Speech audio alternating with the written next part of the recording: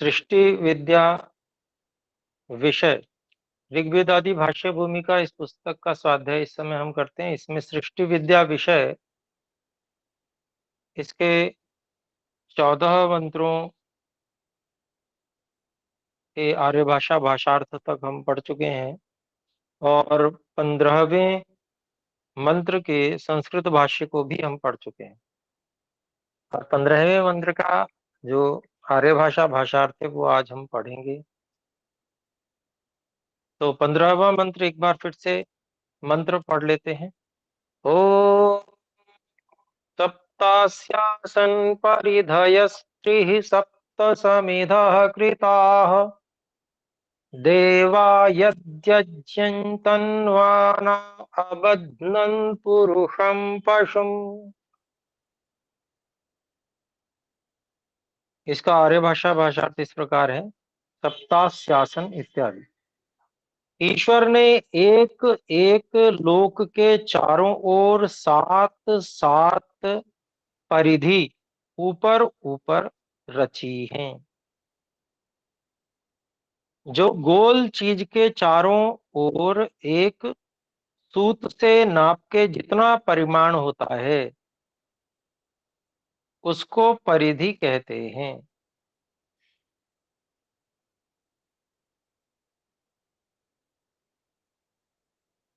तो यहाँ पर ईश्वर ने एक एक लोक के चारों ओर सात सात परिधि ऊपर रची हैं। ये बात यहाँ इस मंत्र में बताई गई है। और परिधि किसे कहते हैं उसको महर्षि दयानंद जी यहाँ समझाते हैं। और जिन बच्चों बचपन में जो जिन्होंने गणित पढ़ी हो तो उसमें वृत्त की परिधि, गोले की परिधि, ये सब पढ़ाया भी जाता है। और यहाँ पर जो बताया गया वो भी वैसा ही है जैसा पढ़ाया भी जाता है। कोई गोल चीज है उसके चारों ओर एक सूत अर्थात धागा, उससे नाप करके जितना परिमाण होता है उस, मान लीजिए धागा लपेटा जाए किसी चीज पे तो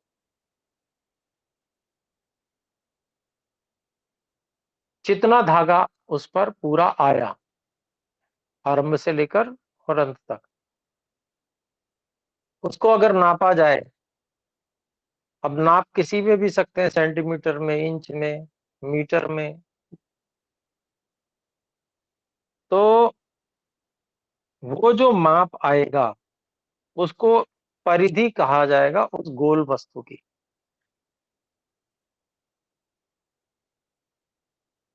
तो ऐसे ही एक एक प्रत्येक जितने भी लोक परमात्मा ने बनाए हैं सब गोल हैं। एक तो ये बात, तो गोल हैं तो उनकी परिधि, उनका माप, उनकी जो कुछ ना कुछ माप है,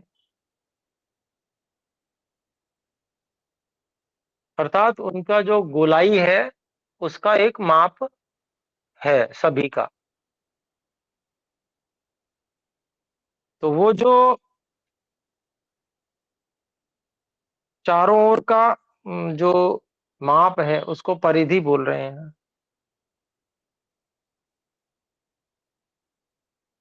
फिर आगे कहते हैं सो जितने ब्रह्मांड में लोग हैं ईश्वर ने उन एक एक के ऊपर सात सात आवरण बनाए।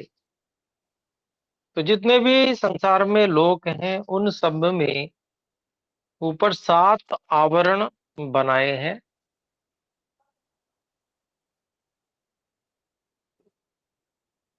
अब वो सात आवरण कौन से हैं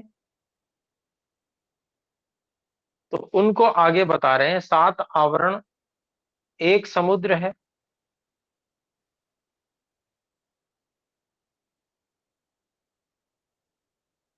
तो जैसे हम पृथ्वी को एक लोक माने तो पृथ्वी में जो पहली परिधि है वो समुद्र वाली परिधि है, क्योंकि अधिकांश पृथ्वी पर समुद्र है। तो बहुलता के कारण से समुद्र को बताया गया यहाँ पर। 2/3 भाग समुद्र ही है पूरी धरती पर, पृथ्वी पर। तो पहली परिधि है वो समुद्र बताई गई।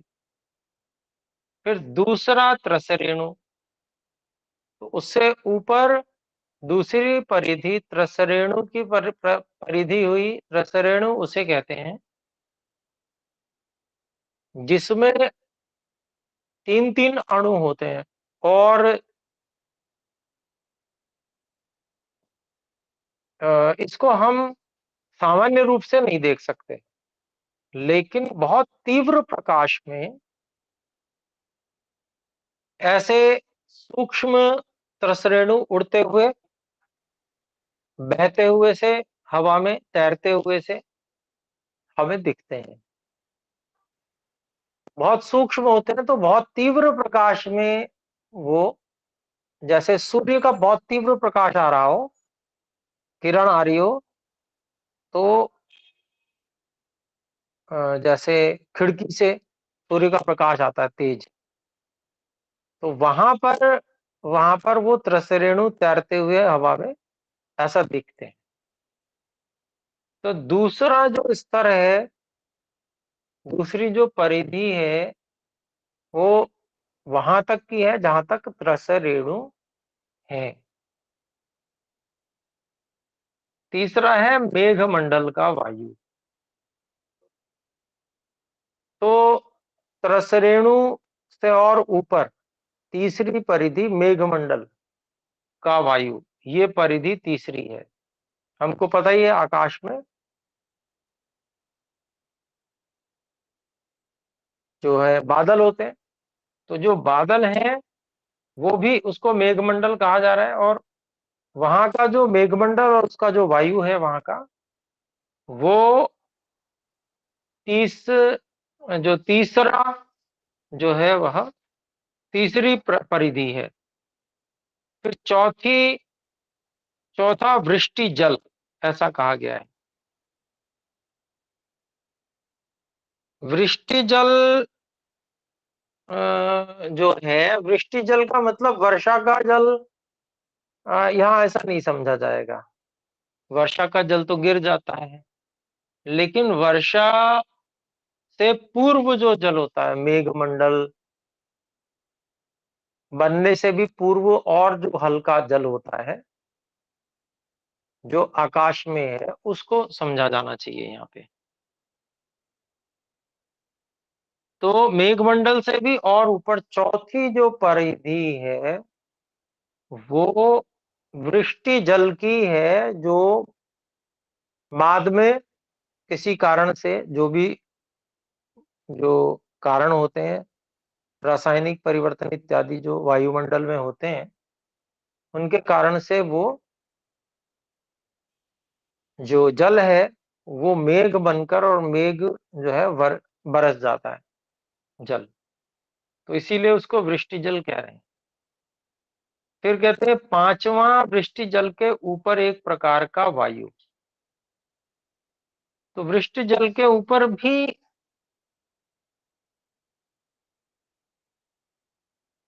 एक वायु है, वो सूक्ष्म है। जो वायु यहाँ बहता है, इस वायु से वो वायु सूक्ष्म है।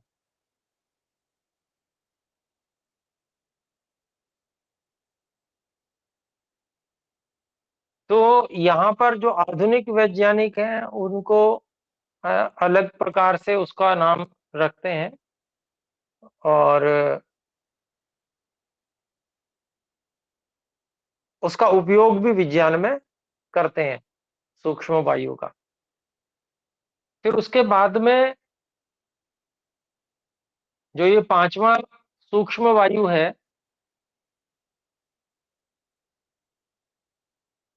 इस पांचवें वायु वाली परिधि एक है। फिर इसके बाद में छठी एक परिधि है, जो इस सूक्ष्म से भी सूक्ष्म तर है, इस सूक्ष्म वायु से भी सूक्ष्म तर है, अधिक सूक्ष्म है, जिसे धनंजय कहते हैं।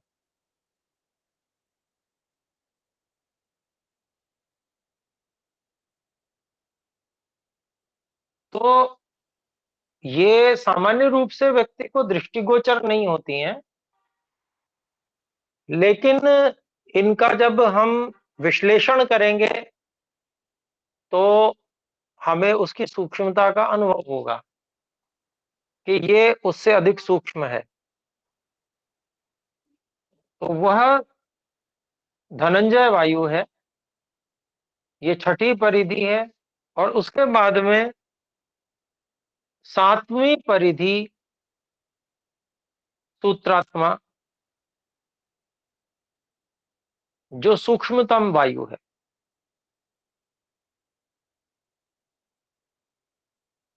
धनंजय से भी सूक्ष्म जो है वो सूक्ष्मतम वायु, उसे सूत्रात्मा वायु और प्राण भी कहा जाता है, सूत्रात्मा प्राण या सूत्रात्मा वायु।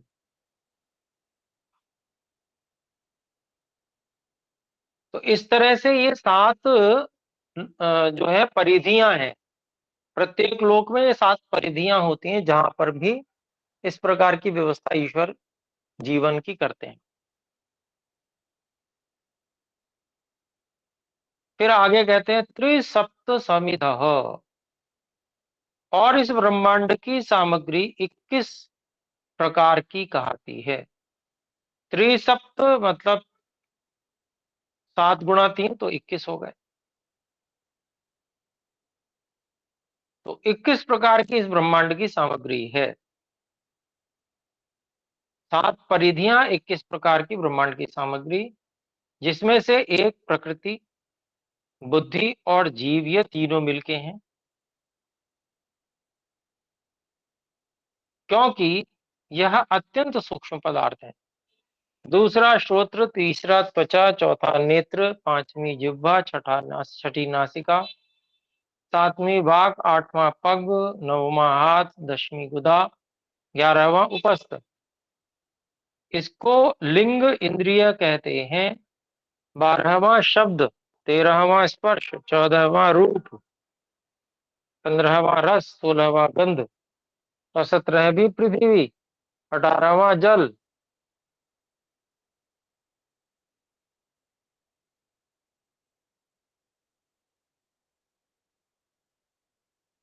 और 19वीं अग्नि, 20वां वायु, 21वां आकाश। ये 21 संविधा कहती हैं।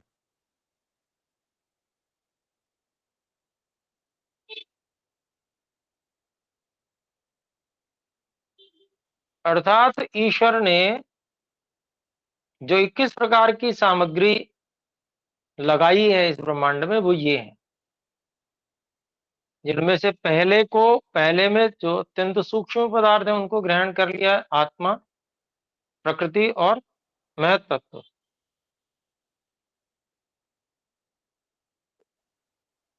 अर्थात बुद्धि। और फिर बाकियों को अलग अलग गिना है। दूसरा श्रोत्र, तीसरा त्वचा, ये सब इंद्रियां भी गिन ली, और ज्ञान इंद्रियां, कर्म इंद्रियां सभी गिन ली।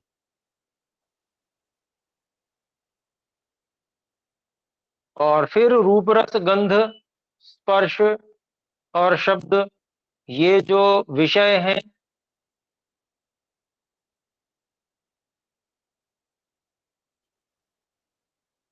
नहीं, ये जो तन्मात्राएं हैं, है ना जी, ये तन्मात्राएं गिन ली। और फिर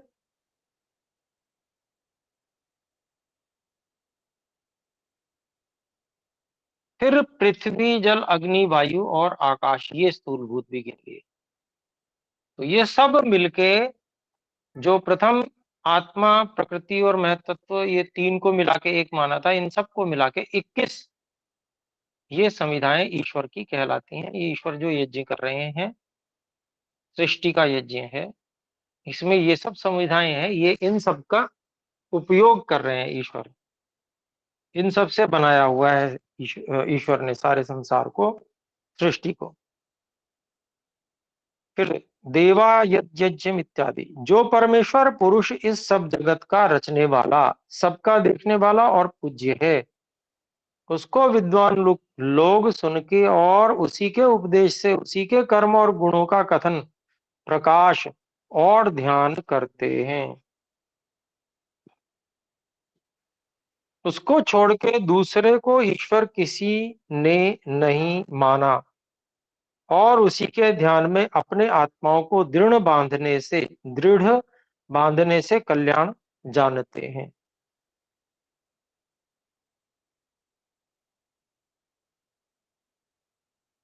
तो जो भी सत्य विद्या को जानने वाले विद्वान हैं, आजकल तो वैसे किसी को भी विद्वान बोल दिया जाता है, परंतु वास्तव में विद्वान तो वेद का ही होता है और वेद ही सत्य विद्या है।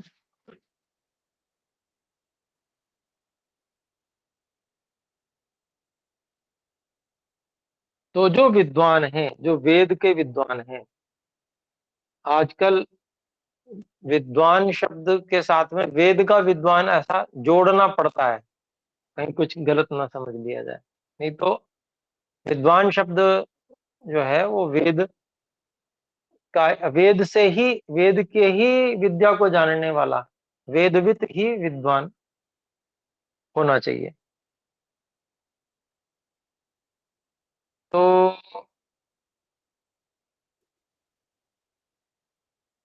इस प्रकार के जो परमात्मा, जिन्होंने इस प्रकार की सृष्टि को रचा है और इस प्रकार का जो ये अलग अलग प्रकार की जो परिधि और उसका विज्ञान, परिधियों में अलग अलग प्रकार का वायु जो है ना, जैसे वायु है उसका भिन्न भिन्न गुण और सामर्थ्य भी होंगे, अलग अलग प्रकार के वायु हैं।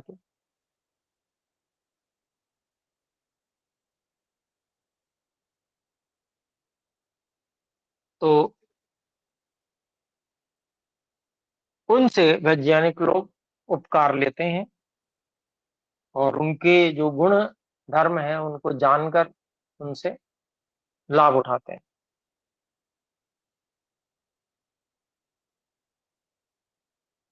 और जब विद्वान लोग इन जो ईश्वर ने सब कुछ बनाया है उससे लाभ उठाते हैं तो ईश्वर का गुणगान करते हैं और ईश्वर का धन्यवाद करते हुए कृतज्ञता व्यक्त भी करते हैं और ईश्वर का ध्यान भी करते हैं। और उसको छोड़ के दूसरे को ईश्वर किसी ने नहीं माना और उसी के ध्यान में अपने आत्माओं को दृढ़ बांधने से कल्याण जानते हैं। तो सब जो वास्तव में वेद के विद्वान है, सच्चे विद्वान है, तो वो ईश्वर को छोड़ के और किसी को भी उपास्य नहीं मानते और ईश्वर का ही ध्यान मुख्य रूप से वो करते हैं।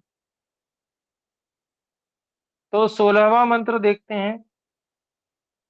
ओम यज्ञेन यज्ञमयजन्त देवास्तानि धर्माणि प्रथमान्यासन् तेह नाकं महिमानः सचन्त यत्र पूर्वे साध्याः सन्ति देवाः।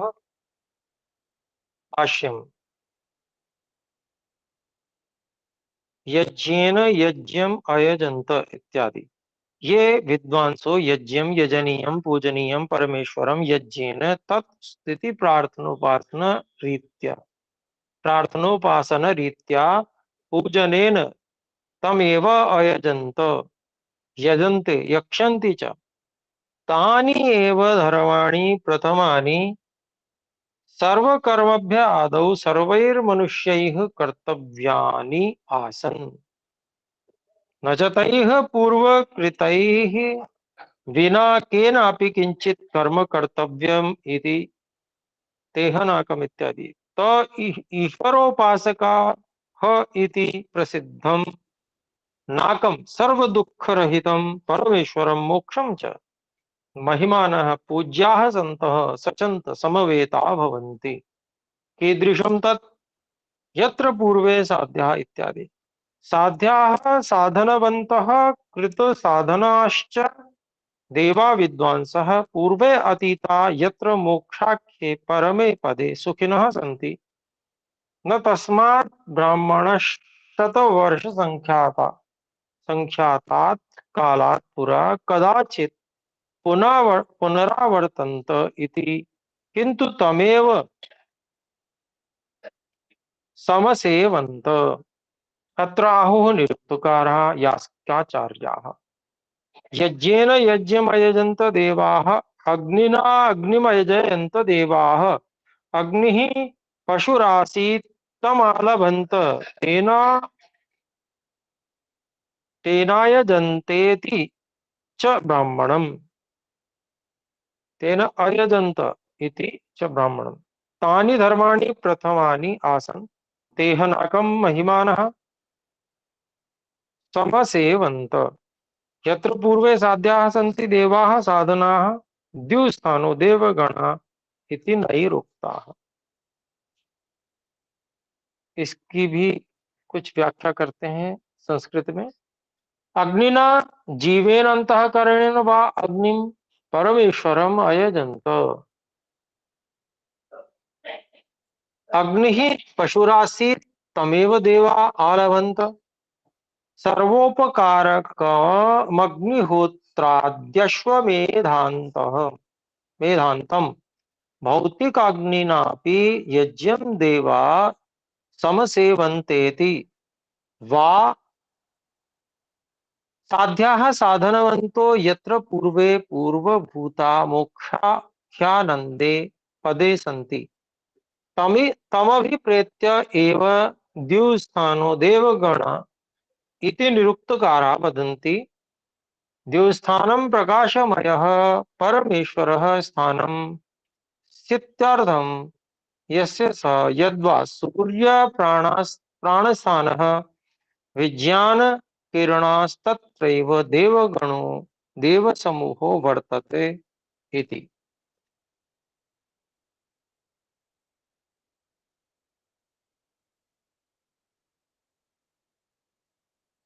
इसका आर्य भाषा में हम देखते हैं, यज्ञेन मयजन्त इत्यादि। विद्वानों को देव कहते हैं और वे सबके पूज्य होते हैं, क्योंकि वे सब दिन परमेश्वरी ही की स्तुति प्रार्थना और आज्ञा पालन आदि विधान से पूजा करते हैं। इससे सब मनुष्यों को उचित है कि वेद मंत्रों से प्रथम ईश्वर की स्तुति प्रार्थना करके शुभ कर्मों का आरंभ करें। तो यहाँ पर एक तरह से विधान आ गया कि ईश्वर की स्तुति प्रार्थना करके शुभ कर्मों का आरंभ करना है। जो भी कोई शुभ कर्म करना है उसमें सर्वप्रथम ईश्वर की स्तुति प्रार्थना करनी ही करनी है।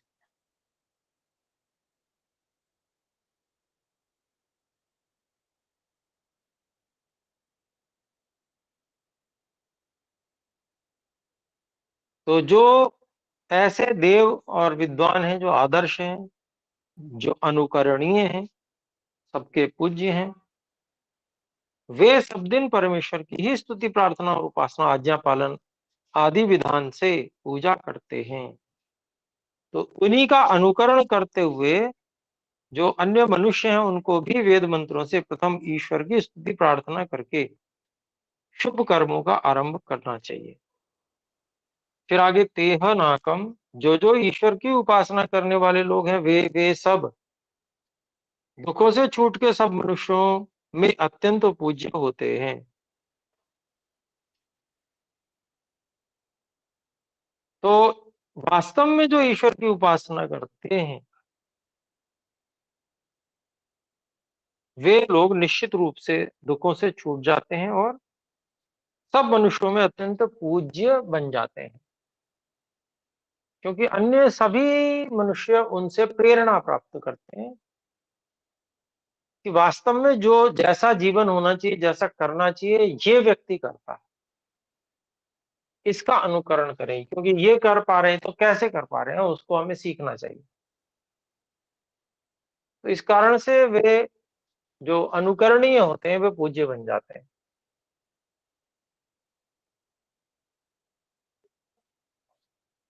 जहां विद्वान यत्र पूर्वे साध्याः सन्ति देवाः, यहाँ विद्वान लोग परम पुरुषार्थ से जिस पद को प्राप्त होकर आनंद में रहते हैं उसी को मोक्ष कहते हैं, क्योंकि उससे ब्रह्म के 100 वर्ष पूर्व संसार के दुखों में नहीं गिरते। इस अर्थ में निरुक्तकार का भी यही अभिप्राय है कि जो परमेश्वर के अनंत प्रकाश में मोक्ष को प्राप्त हुए हैं, वे परमेश्वर ही के प्रकाश में सदा रहते हैं। उनको अज्ञान रूप अंधकार कभी नहीं होता।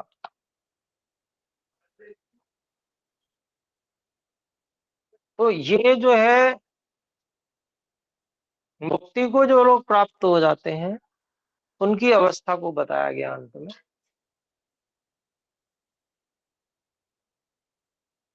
वो यथार्थ ज्ञान से सदा युक्त रहते हैं, ईश्वर की कृपा से ईश्वर में ही विचरण करते हैं, और यथार्थ ज्ञान से सदा युक्त रहने के कारण से जो है उसको है, और जो उपादेय उसको उपादेय जानते समझते मानते हैं।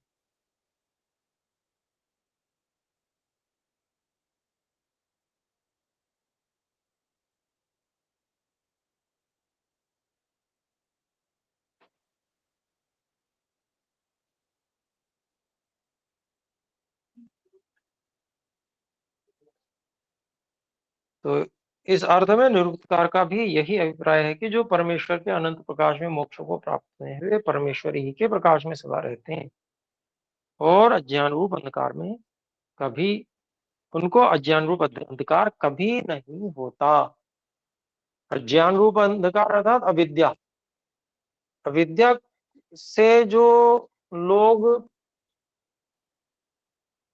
प्रभावित होते हैं, वे क्योंकि वे जन्म लेते हैं, उन्होंने जन्म लिया हुआ है सकाम कर्मों के कारण से, उनके फल के कारण से, तो वे अविद्या में भी फंसते हैं। वहां सीधी परमात्मा की सहायता कम मिल पाती है, बहुत कम।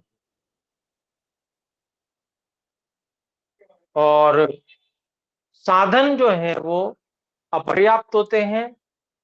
साधनों में बहुत न्यूनता है। साधन यद्यपि ईश्वर ने बहुत अच्छे बनाए हैं, लेकिन उनका स्वभाव ही ऐसा है कि उसमें संपूर्णता कभी हो ही नहीं सकती। उसमें रज और तम भी मिले हुए हैं, ये कारण है। तो देखिए 17वें श्लोक को देखें। ओम अद्यः संभृतः पृथिव्यैरसाच्च विश्वकर्मणः समवर्तताग्रे तस्य त्वष्टाविदधद्रूपमेति तन्मर्त्यस्य देवत्वमाजानमग्रे।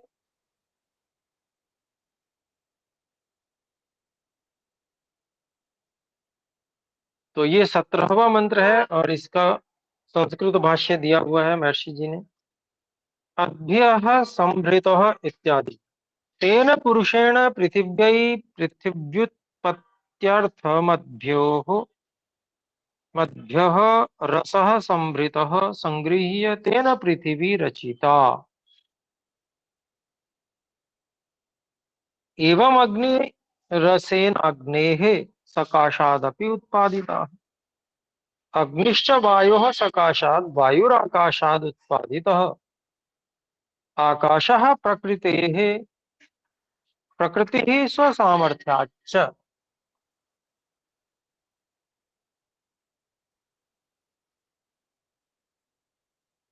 क्षमा करें, एक आवश्यक है।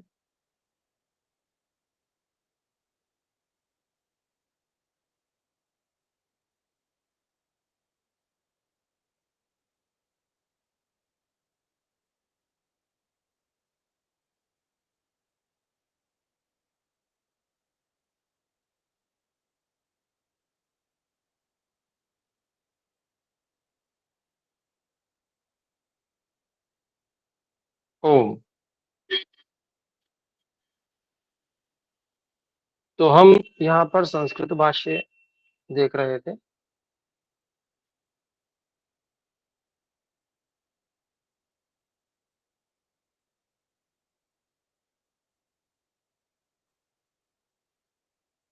अग्निश्च वायोः सकाशात् वायुः आकाशात् उत्पादितः। आकाशः प्रकृतेः प्रकृतिः स्वसामर्थ्याच्च।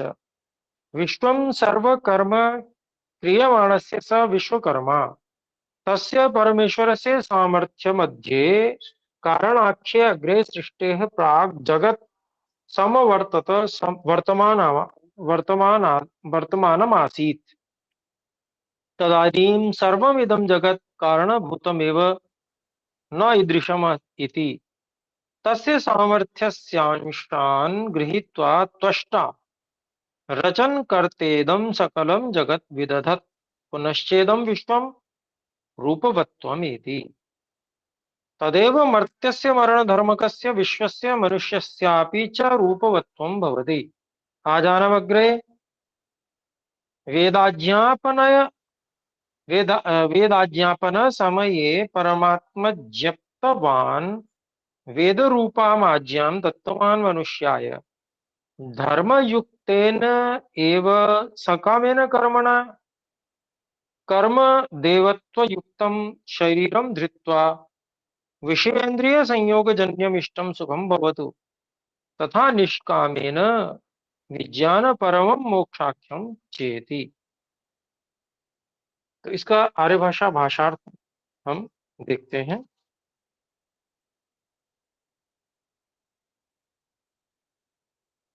अध्यः संभृतः उस परमेश्वर पुरुष ने पृथ्वी की उत्पत्ति के लिए जल से सारांश रस को ग्रहण करके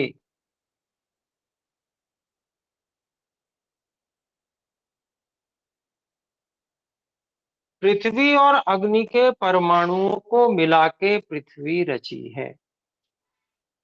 तो देखिए वेद मंत्र में ही किस प्रकार से जैसे वैशेषिक दर्शन में बात आती है वही बात यहाँ पर भी वेद मंत्र से आ रही है। तो अभिप्राय यही है कि जो ऋषि कणाद जी हैं उन्होंने वेद मंत्रों से ही उस विज्ञान को प्राप्त किया है और प्रकट किया है।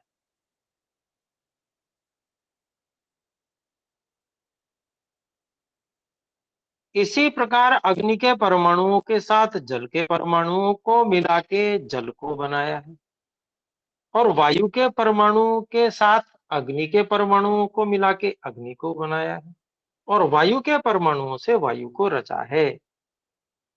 वैसे ही अपने सामर्थ्य से आकाश को भी रचा है जो कि सब तत्वों के ठहरने का स्थान है। ईश्वर ने प्रकृति से लेकर घास पर्यंत जगत को रचा है। इससे ये सब पदार्थ ईश्वर के रचे होने से उसका नाम विश्वकर्मा है। तब जगत उत्पन्न नहीं हुआ था तब वह ईश्वर के सामर्थ्य में कारण रूप में वर्तमान था। तो परमात्मा का नाम विश्वकर्मा है ये बात आई यहाँ पर क्योंकि परमात्मा ने इन सब परमाणुओं को रचा है। परमाणुओं से को मिला के फिर स्थूल भूतों को रचा है और स्थूल भूतों से फिर जो यह घास पर्यंत जगत है। घास के तिनके सबसे आम है मतलब सब सबसे सब जगह होते हैं। ये जो दूब होती है ये मैं समझता हूँ शायद ही कोई स्थान हो रेगिस्तान को छोड़ के रेगिस्तान में नहीं होता या वहां भी कहीं कहीं वो जरूर मिल जाएगा कभी कभी कहीं कहीं बीच बीच में। तो इसलिए उसको घास पर्यंत ऐसा एक बात कही गई है। ये संपूर्ण जगत ईश्वर ने रचा है। इससे ये सब पदार्थ ईश्वर के रचे होने से उसका नाम विश्वकर्मा है। फिर जगत यह उत्पन्न जब नहीं था नहीं हुआ था तो ईश्वर के सामर्थ्य में कारण रूप में वर्तमान था। कारण रूप में वर्तमान था अर्थात सत्वरजतम जो है वो ईश्वर के सामर्थ्य के अंतर्गत आते हैं। ईश्वर की सामर्थ्य के अंतर्गत है ये सत्वरजतम का जो साम्यावस्था है। तो वो कारण रूप में ईश्वर के सामर्थ्य में था। फिर आगे कहते हैं जब जब ईश्वर अपने सामर्थ्य से इस कार्य रूप जगत को रचता है तब तब कार्य जगत रूप गुण वाला होके स्थूल बल के देखने में आता है।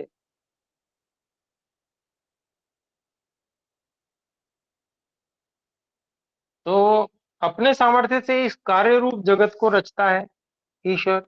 ये तो हम जानते ही हैं और यहाँ पर बताया भी गया। लेकिन जब जब ऐसा करता है तब तब ही कार्य जगत रूप गुण वाला होके स्थूल बन के देखने में आता है। तो ईश्वर की सामर्थ्य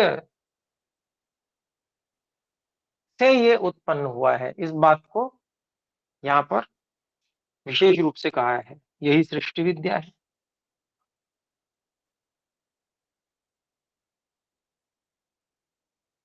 फिर आगे, तन्मर्त्यस्य देवत्वम इत्यादि।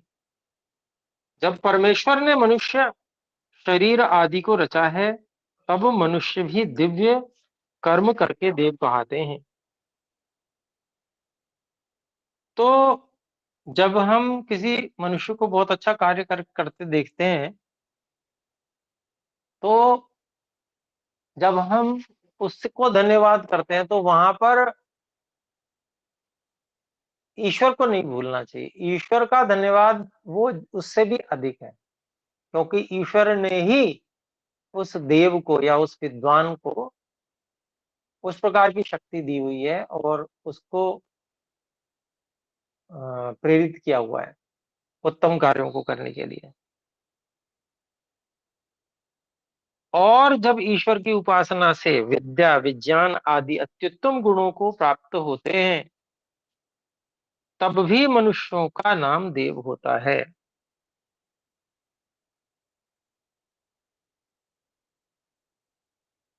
क्योंकि कर्म से उपासना और ज्ञान उत्तम है।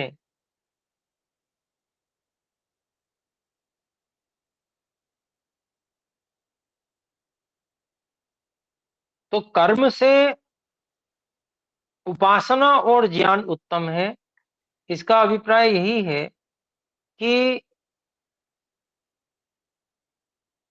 उपासना तो ध्येय ही है,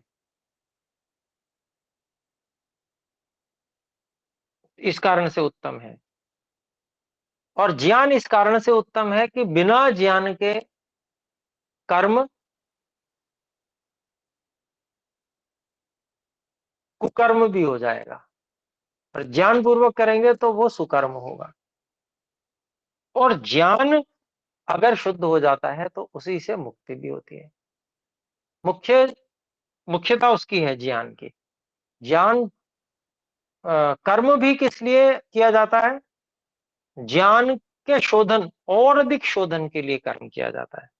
तो इस दृष्टि से यहाँ ये कहा है कि दिव्य कर्म करके देव कहलाते हैं मनुष्य। और कर्म के अलावा, कर्म की केवल बात नहीं है, अगर कर्म की बात कह दी तो माने वहां पर फिर ज्ञान और उपासना वो धूमिल हो गए या वो दिख नहीं रहे हैं। तो महर्षि जी ने कर्म की बात कह के इसको जोड़ा, जो मंत्र में से ही आ रहा है उसको और यहाँ पर स्पष्ट रूप से कहा है कि ईश्वर की उपासना से विद्या और विज्ञान आदि अत्युत्तम गुणों को अत्युत्तम गुणों को वे लोग प्राप्त होते हैं। क्योंकि विद्या और विज्ञान आदि उत्तम गुण बिना ईश्वर की उपासना के कभी प्राप्त नहीं हो सकते। केवल कर्म करने से वो प्राप्त नहीं होते हैं।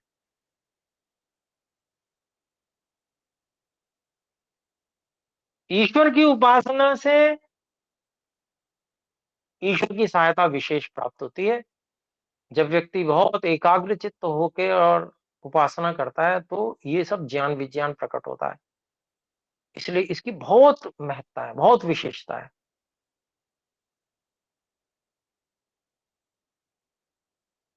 तो ईश्वर की उपासना से विद्या विज्ञान आदि उत्तम गुणों को प्राप्त होते हैं, तब भी मनुष्यों का नाम देव होता है। तो उपासना कर जो कर रहे हैं, ईश्वर की उपासना जो कर रहे हैं, उससे जो प्राप्त हो रहा है क्या? सूक्ष्म विज्ञान प्राप्त हो रहा है, अत्युत्तम ज्ञान प्राप्त हो रहा है, मार्ग दिख रहे हैं, मार्गदर्शन मिल रहा है। बहुत महत्वपूर्ण है ये। तो ऐसे जिनको मार्गदर्शन मिल रहा है वो अन्यों का मार्गदर्शन भी करेंगे, कर सकते हैं, करते ही हैं, इसलिए ये भी देव हैं। फिर क्योंकि आगे हो गया इसमें ईश्वर की यह आज्ञा है कि जो मनुष्य उत्तम कर्म में शरीर आदि पदार्थों को चलाता है वह संसार में उत्तम सुख पाता है, और जो परमेश्वर ही की प्राप्ति रूप मोक्ष की इच्छा करके उत्तम कर्म उपासना और ज्ञान में पुरुषार्थ करता है वह उत्तम देव होता है। तो कर्म करना है तो कर्म में प्रधानता सकाम कर्म की ही होती है,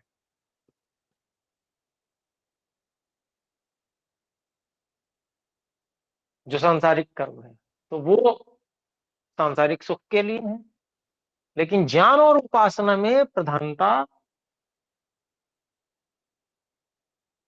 वो निष्कामता की होती है, या ज्ञान के देने और लेने में, उपासना करने और उपासना के लिए प्रेरित करने और सिखाने में। तो ये जो है ये मुख्य वहां कर्म की जो स्थूल कर्म का की न्यूनता और सूक्ष्म कर्म की प्रधानता होती है, तो उससे वह देवत्व को प्राप्त होता है व्यक्ति। तो अब देखने में क्या आता है, अधिकांश लोग क्या है, मोटी बुद्धि वाले। आपने देखा होगा, मतलब गुरुजी पढ़ने को मत कहो, आप तो ये बताओ क्या करना है, हम करके आ जाएंगे, किसका सिर फोड़ना है हम फोड़ के आ जाएंगे, ऐसे ऐसे लोग हैं। तो मोटी बुद्धि वाले ज्यादा लोग हैं, वो क्या है, कर्म प्रधान है, मतलब सकाम कर्म है उनके जीवन में। तो अपने लोगों को क्या करना है, अपने लोगों को कैसा बनना है, तो जैसा ऋषि कर्म से ज्ञान और उपासना को श्रेष्ठ बता रहे हैं, तो अपने को ऐसा बनना है कि हम प्रेरक बन पाए, ईश्वर से प्रेरणा प्राप्त करें और अन्यों को प्रेरणा दें। तो भाई जीवन की विशेष सार्थकता तो ये है, और उससे मुक्ति की ओर शीघ्र बढ़ना होगा। और सांसारिक कार्य भी होंगे, क्योंकि ऐसे लोगों की कमी तो है नहीं जो मोटी बुद्धि के हैं, तो उनको प्रेरित कर दिया जाएगा, वो करेंगे। तो यहाँ पर सृष्टि विद्या विषय से कुछ प्रेरणा भी प्राप्त हुई विशेष। तो अभी विराम, आइए मिलकर एक बार ओम का उच्चारण करें। ओ